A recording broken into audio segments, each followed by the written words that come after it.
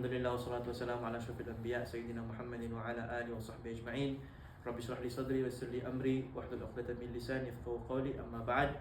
Assalamualaikum warahmatullahi taala wabarakatuh. Waalaikumsalam warahmatullahi wabarakatuh. So, inshallah ito ay bilang pagpapatuloy sa ating pag-aaral sa 40 Nawawis, 42 na hadith sa loob ng aklat na 40 Nawawi.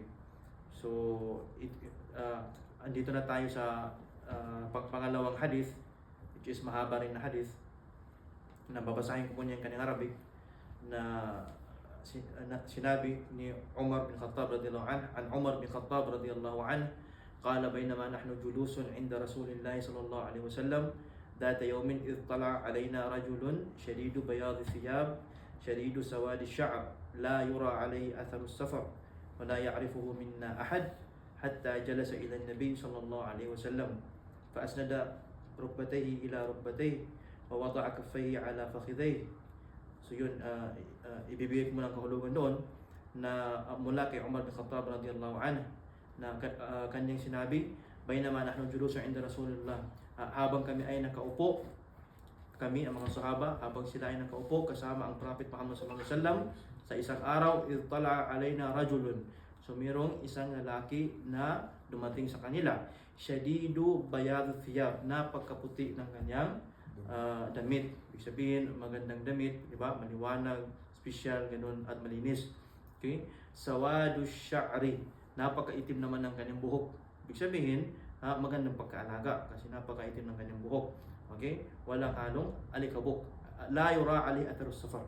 So walang anuman na bakas na nagsaddle siya. Walang sinyalis na siya ay nanggaling sa travel.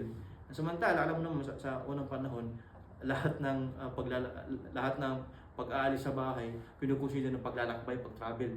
Kasi malayo-malayo yung, di ba? Lahat ng mga destination malayo, hindi nila ngayon. Okay? So wala siyang anuman sinyalis ng pag-travel, samantala hindi nila kilala. So paano isang tao na hindi namin kilala pero walang sinyalis na nag-travel, di ba? Wala ya'rifuhu minna ahadu, hindi namin kilala. Okay? Hatta jalasa ila nabi, at siya ay pumunta ng palapit hanggang sa nakaupo sa propeta Muhammad sallallahu alaihi wasallam. Okay? Fa aznada rukbatayhi ila rukbatayhi. So umupo siya na ang kanyang tuhod,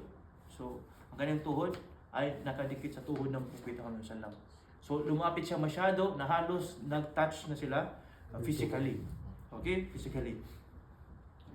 So wawada'a kaffayhi ala fakhidayhi, at nilagay niya ang kanyang kamay sa paa ng propeta Muhammad sallallahu alaihi wasallam. Okay? So kumbaga may masyadong interesado, masyadong interactive, di ba? Kay Prophet Muhammad sallallahu alaihi wasallam. Okay? Wa qala, at sinabi niya, ya Muhammad akhbirni an Islam. O Muhammad, balitaan mo ako, o kaya magsalita ka sa akin patungkol sa Islam, di ba? So faqala Rasulullah sallallahu alaihi wasallam, so ang sinabi ng propeta Muhammad, al-Islam, ang Islam, yaon ang tashhada an la ilaha illallah wa anna Muhammadar Rasulullah. Yan ang ikaw ay sasaksi na walang Diyos maliban lamang kay Allah subhanahu wa ta'ala. Walang tunay na Diyos maliban lamang kay Allah subhanahu wa ta'ala. Wa anna Muhammadar Rasulullah, at na si Muhammad ay sugo ng Allah. Okay? Wa tuqimus salah, at ikaw ay magtayo, ibig sabihin gumawa ng pagdasal. Wa tu'tiz zakah, magbibigay ng kawanggawa, zakah. Wa tasuma Ramadan, ikaw ay mag-ayuno. Wa tahujjal bait in istata'at ilayhi sabil, at ikaw ay pupunta sa bahay ng Allah, maglalakbay patungo sa bahay ng Allah kung ito ay nakaya mo. Okay? So sinagot siya ng tao na nagtatanong kay propeta. Sinabi ni Umar na sinagot siya ng sadaqta. So nagsabi yung nagtanong siya paano sumagot kay propeta ng sadaqta. Ibig sabihin, katotohanan yung sinasabi mo. Katotohanan yung sinasabi mo. Samantala siya pa ang nagtanong. Tapos sabi ni Umar, qala fa'ajibna lahu yas'aluhu wa yusaddiquhu. Kaya sabi ni Umar, nagulat kami sa kanya. Fa'ajibna lahu yas'aluhu, siya pa ang nagtatanong, wa yusaddiquhu, siya pa ang nagpapatunay na ang kanyang sinasabi ay katotohanan. Qala, at nagsabi naman siya, sabi ni Umar, fa'akhbirni 'anil iman. Okay, sabihin mo sa akin kung anong iman. Kaya magsalita ka sa akin patungkol sa iman. So sabi ng propeta, anto mina billah. Yan ang ikaw ay mananampalataya kay Allah, wa malaikatihi, sa kanyang mga anghel, wa kutubihi, sa kanyang mga aklat, wa rusulihi, at sa kanyang mga sugo, wal yawmil akhir, at sa araw ng paghuhukom, wa tu'min bil qadar khairi wa syarri, at ang ikaw ay mananampalataya sa tadhana. Tadhana na nagugustuhan mo o hindi mo nagugustuhan. Actually, yun yung mas maganda sabihin. Tadhana o kaya anong ibig sabihin, anong other term ng tadhana? Anong other term ng qadar? Hindi, yung Tagalog. Tadhana at saka kapalaran, di ba? Yung di ba? Qada or qadar.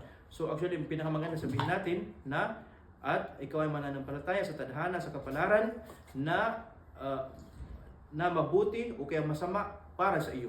Kasi actually ang qadar ay lahat mabuti para kay Allah. Ang qadar lahat mabuti mula kay Allah, ito ay lahat mabuti. Pero sa atin lang, sa atin may mga tadhana na gusto natin, may mga tadhana na ayaw natin, tapos later on ma-discover natin yung ayaw natin pala ay nakakabuti sa atin. Kaya tayo ay naniniwala na lahat ng tadhana ay mula kay Allah ay mabuti. Okay? Kala sadakta. So lang sa amin naman, ang tao na dumating kay propeta at nagtanong, sabi niya, sadakta, katotohanan yung sinasabi mo. At nagtanong naman siya, akbar niya ang ihsan. Okay? Sabi mo sa akin kung anong ihsan, ano ang excellency sa Islam. Okay, so sinabi mo na sa akin anong Islam, sinabi mo sa akin anong pananampalataya, dalawang bagay na napakhalaga sa relihiyon. So ngayon, sabihin mo ako naman ano ang excellency, kung paano kung marating ang mas mataas pa dyan. Sabi ng Prophet Muhammad sallam, an ta'budallah ka'annaka tarah. Ang sasambahin mo ang Allah na para mo siyang nakikita. Ibig sabihin na sa lahat ng iyong mga gawain ng pagsasamba, ito ay tinuturing mo, ito ay ginagawa mo na habang nafe-feel mo na nakikita mo ang iyong Panginoon sa harap mo. Kumbaga, nandyan ang presence ng iyong Panginoon. Okay? O kaya, fa'ilam takun darah fa'innahu yarak. Pero kung hindi ka nakarating sa ganun na level, yun pang level na malapit doon, at least sa puso mo, tahimik yung puso mo, sigurado ang puso mo na ang Allah ay nakakita sa iyo. Okay? Nagtanong naman siya, qala fa akhbirni 'ani as-sa'a. So nagtanong naman tao na sige, balitaan mo ko o kaya sabihin mo sa akin ang kung kailan ang araw ng paghukom, as-sa'a.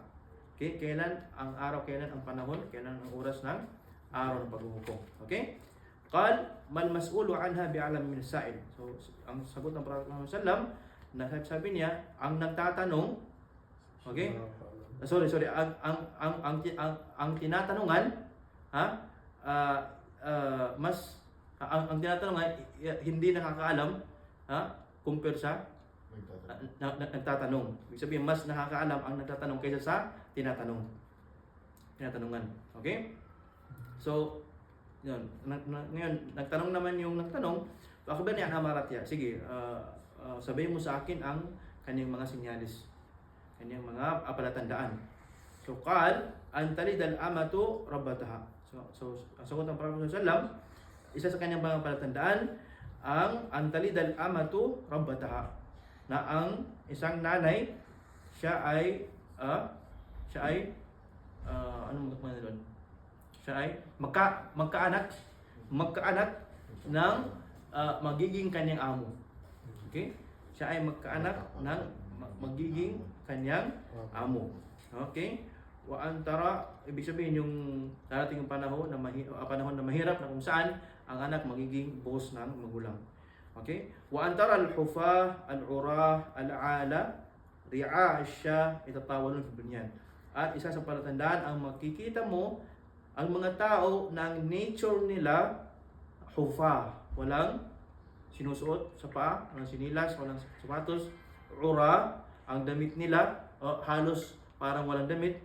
Ibig sabihin, hindi sila maka-afford makabili ng kumpleto na damit, magandang damit. Ala ibig sabihin, nangangailangan pa sila sa iba. Okay? Nangangailangan sa iba. Ibig sabihin, walang-wala sila. Ala, walang-wala. Ri'a siya. Isa sa katangian nila, sila ay nag-aalaga ng kambing. So maiisip mo na sa desierto, doon sa lugar na mahirap, di ba?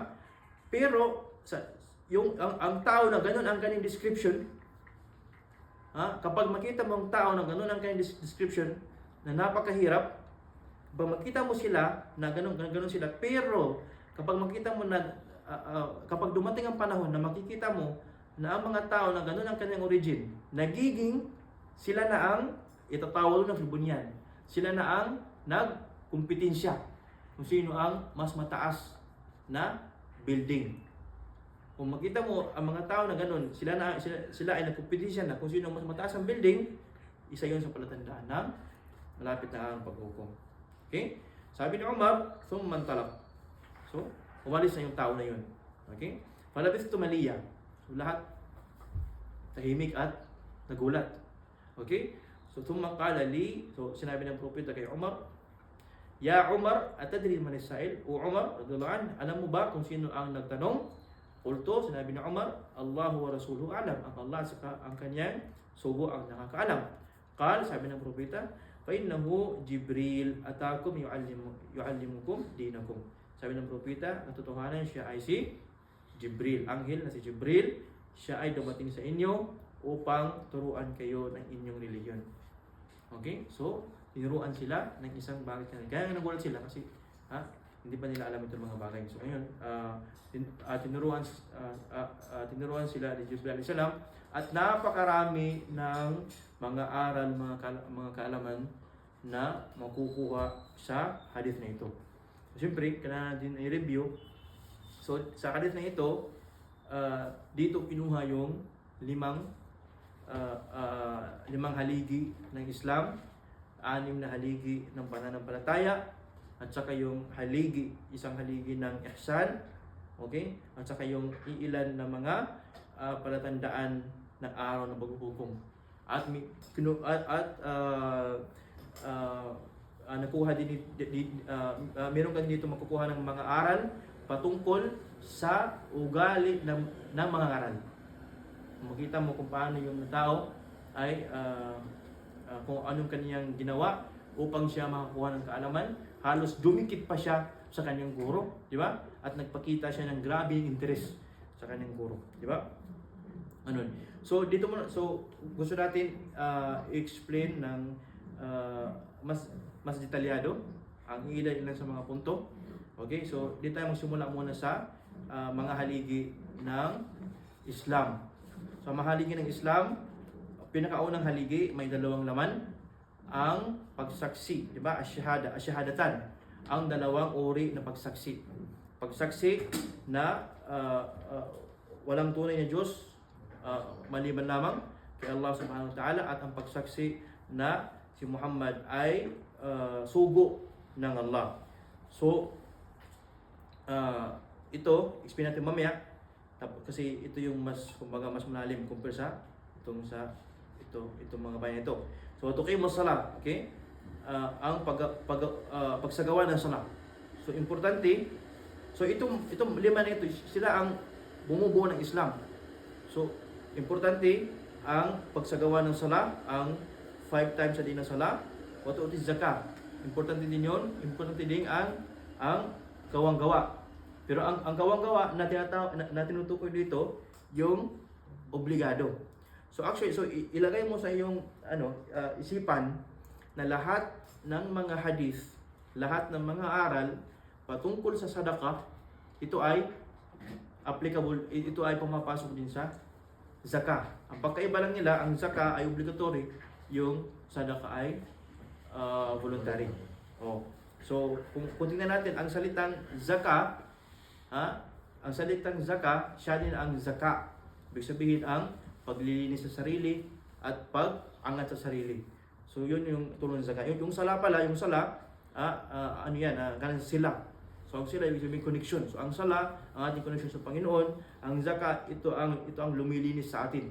Lumilinis sa atin mula sa ating mga kasalanan. At ito din ang nagpapalayo sa atin mula sa galit ng Allah, at ito din ang nagpapataas sa atin.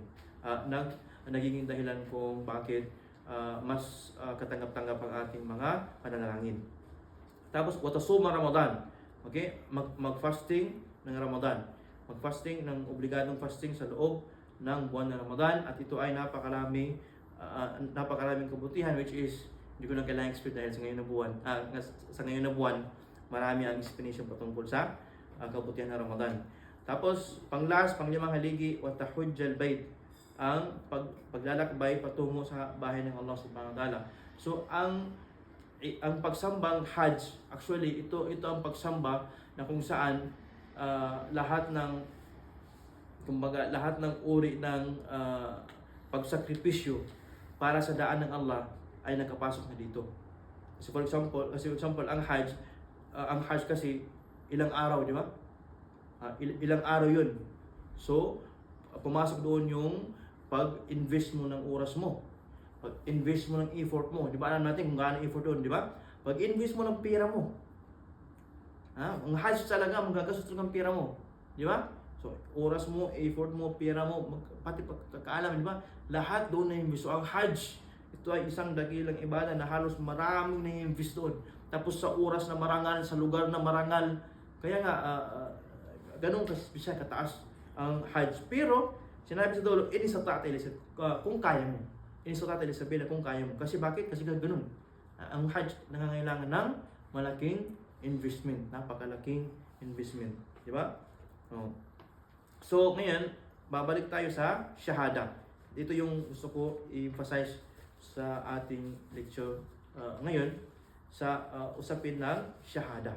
Usapin ng pagsaksi na walang ibang Panginoon maliban lamang kay Allah.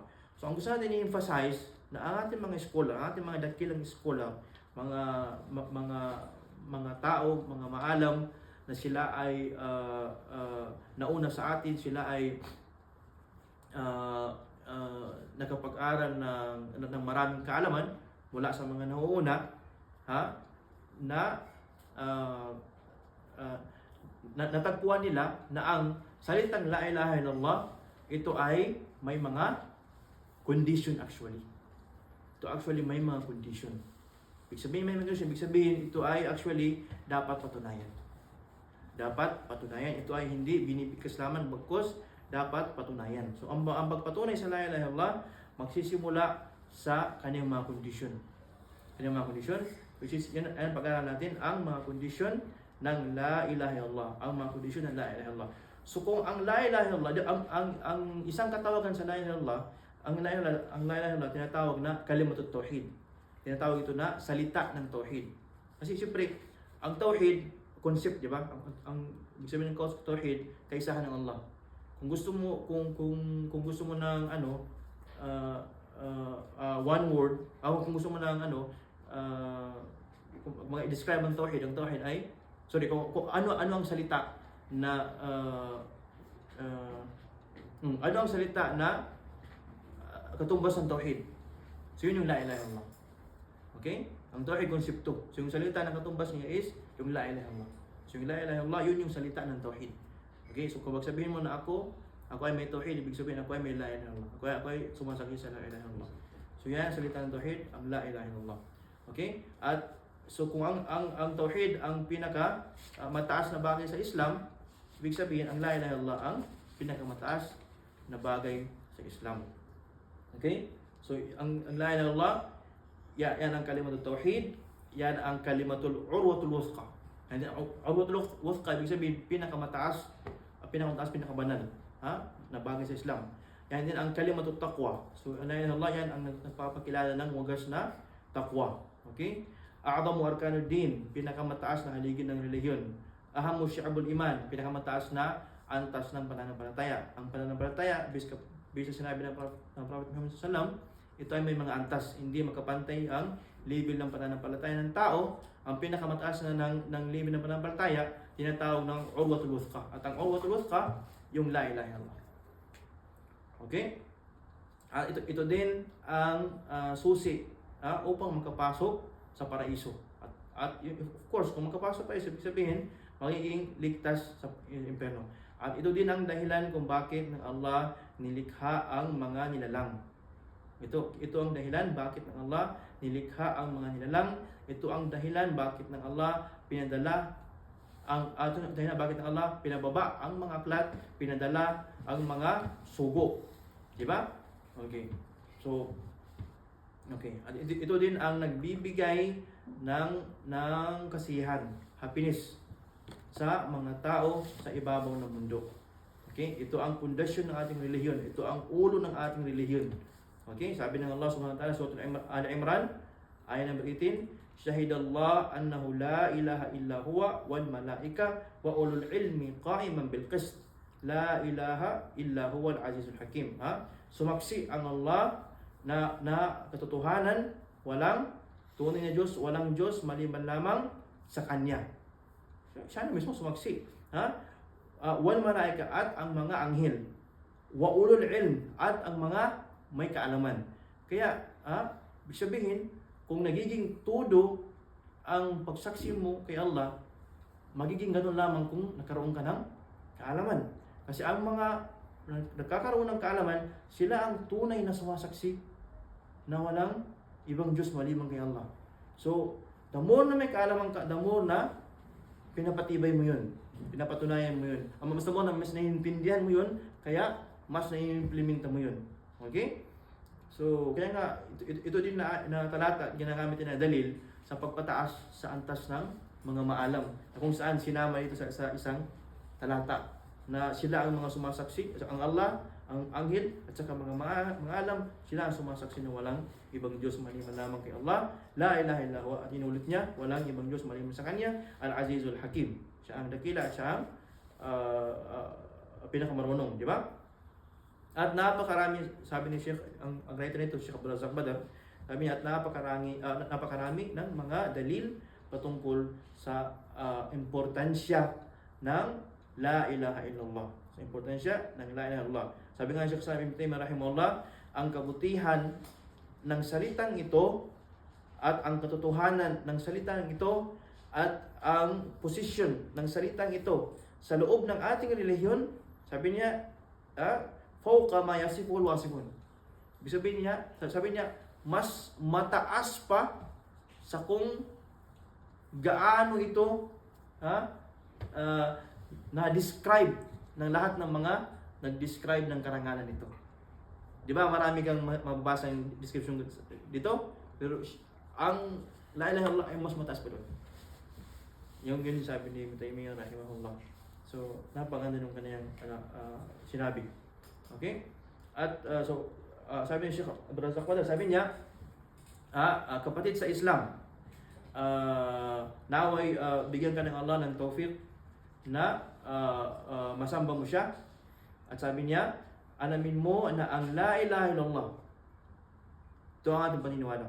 Sabi niya, alamin mo na ang La ilaha illallah la tuqbalu min qailiha, hindi tinatanggap mula sa nagsasabi nito. Ibig sabihin, delikado, di ba? Delikado pala, hindi tinatanggap mula sa nagsabi nito, wala yantafi'u biha, at hindi siya magbibenepisyo. Hindi tinatanggap at hindi siya magbibenepisyo illa maliban lamang idza adda haqqaha wa fardaha wastawfa shurutaha. Maliban lamang kung ginawa mo ang karapatan nito. Ginawa mo ang karapat-dapat dito at ginawa mo lahat ng kanyang mga kondisyon. Lahat ng kanyang mga kondisyon. At ang problema kasi sa kondisyon, dapat kasi lahat. Kondisyon hindi isa lang, dalawa lang, magawa mong dalawa, okay na. Hindi. Ang kondisyon kasi dapat lahat palagi. Okay? Kung walang lahat, kung hindi buo, maging walang bisa, di ba? So sabi ni Sheikh Abdul Razak Badar, hindi ka magbibenepisyo, hindi tatanggapin ang pagsabi mo ng La ilaha illallah, maliban lamang ibibigay mo ang kanyang karapatan at kung anong karapat-dapat dito, ang karapat-dapat dito, ibig sabihin anong obligado mo gawin. At kung natupad mo lahat ng mga kondisyon nito na kung saan ginawa ni Taymiyyah, na kung saan gawa-gawa ng mga eskolar, hindi. Na kung saan matatagpuan mo mismo sa Quran at sa Sunnah. Ibig sabihin ito ay hindi claim ng tao, ito ay actually matatagpuan mo sa Quran at sa Sunnah. At yun ay nasummarize sa 7 conditions. 7 condition. So gusto mo makikita yun, makikita mo nasummarize ang lahat sa 7 condition na dapat mong malaman. So ngayon na alam mo na ito, so mafe-feel mo yung importansya ng pag-alam ng 7 condition. So at on the same time, ma-realize mo paano kayo yung mga tao na hindi nila alam ito.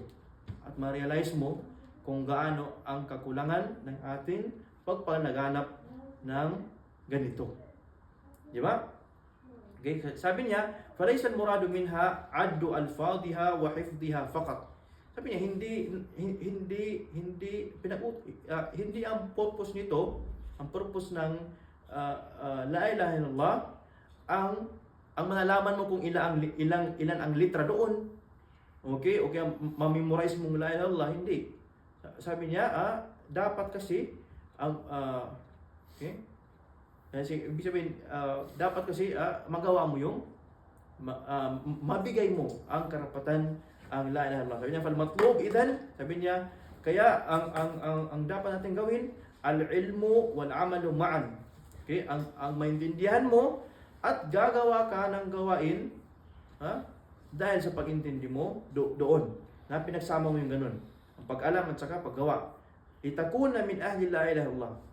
Upang ikaw ay makasama sa mga taga la ilaha illallah, taga-sunod sa la ilaha illallah, mga taga-pagpatibay sa la ilaha illallah. Ibig sabihin, taga-tauhid, muwahhidun, ahlut tauhid, kasi la ilaha illallah ahlut tauhid. Okay? Sidqan na sidqan. Ibig sabihin, nagpapatotoo, di ba? Sa la ilaha illallah, mu'min ahli kalimat tauhid. Okay. Ito, kung gusto mo ng dalil na ang mga nauuna ginawa nila ito, so si Imam Hasan al-Basri, isa sa mga tabi'in, si Imam Hasan al-Basri, may nagsabi sa kanya, qila lahu, inna unasan yaquluna man qala la ilaha illallah dakhala jannah.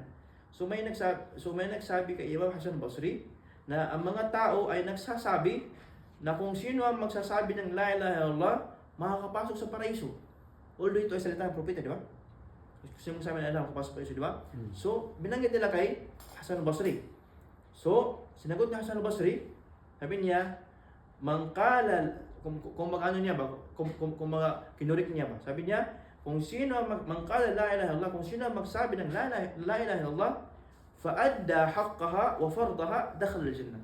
So, kinukulitin niya ba, na kung sino ang magsasabi ng la ilaha illallah, at tinupad niya ang kanyang karapatan la ilaha illallah wa fardha, mga obligasyon ng la ilaha illallah, dakhala al-jannah, doon makapasok sa paraiso. So hindi natin sabihin na kumpleto kasi parang sinabi natin na kulang ng sinabing propeta, hindi. Kumbaga mas in-explain niya yung tinutukoy ng propeta, which is ang tinutukoy doon is kung sino magsasabi ng la ilaha illallah na sinundan niya ng pagbigay ng karapatan ng la ilaha illallah, obligasyon ng la ilaha illallah, siya yung tunay na makakapasok ng paraiso. Ganoon din si Hasan al-Basri, sinabi niya kay Farazdak. Habang si Farazdak nilibing niya ang kanyang asawa, sabi ni Hasan, o Farazdak, ma'a'adadta li hadal yawm, ano ang pinaghanda mo, ano ang inahanda mo sa ganitong araw? Ibig sabihin sa araw na ikaw naman ang ilalagay sa libingan. Sabi ni Farazdak, syahadat an la ilaha illallah. Sabi niya, ang aking la ilaha illallah na mundo sabihin na aman.